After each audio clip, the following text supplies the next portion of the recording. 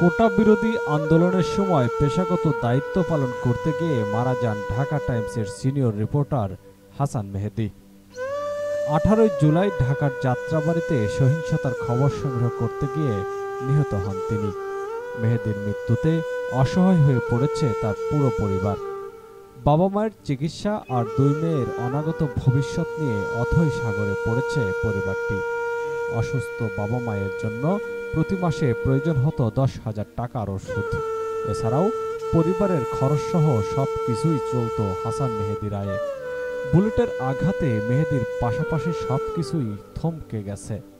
গুলি লাগছে, ঢাকা মেডিকেলে আছে, তোমরাও তাড়াতাড়ি করে এই ও পাইয়া ও আর কি গেছে। ও আবার আত্মীয় স্বজন সবার দিয়ে ফোন দিয়েছে, ভাইয়ের গুলি লাগছে, আমি হাসপাতাল যাইতেছি। ওলানের লাগে নিয়ে থাক দুধ খাওয়াইছি, এখন কষ্ট করে ওই বাইরে পালছিল।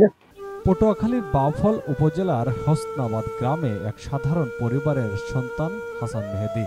ছোটবেলা থেকেই অভাব অন্টনে বেড়ে ওঠা মেহেদী ছিলেন পরিবারের সবার প্রিয়।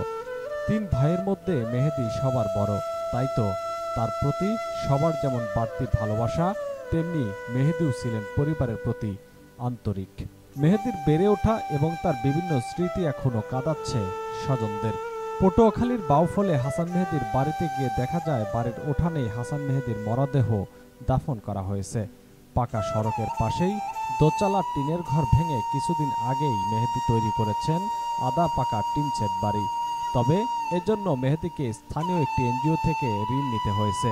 প্রতি মাসে মেহেদী ঋণের কিস্তি পরিশোধ করতেন। পরিবারের সুখের কথা চিন্তা করে বাবা মাকে ভালো রাখতে মেহেদী ছিলেন আপোষহীন। তাই তো পরিবারের স্বজনরা এখনো মেহেদীর কথা মনে করে কান্নায় বুক ভাসাচ্ছেন। KM সবুজ, ভোরের খবর, নিউজ ডেস্ক।